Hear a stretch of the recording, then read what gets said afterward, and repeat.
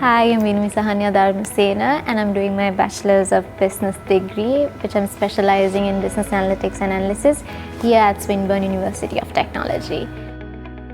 My week includes of me attending lectures 3 days a week, and on the evenings of the lecture days, I'd like to review materials that have to be done for the upcoming days. And on non-lecture days, I tend to focus on group projects, independent study, as well as spending time with my friends. And I love work-life balance, so I also keep my time for reading and watching movies just to maintain some balance in my life.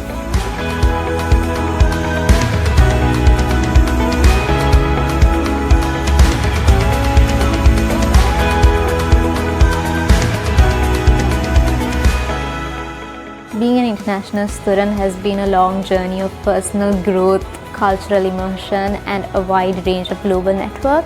It's been both challenging and rewarding at the same time, but I wouldn't trade anything for the world. Swinburne's flexible programs and supportive communities has helped me with my work, social life, as well as my studies. After graduation, I plan on pursuing a role that will include my analytical skills as well as my problem-solving skills to help businesses improve more efficiency and performance over the years.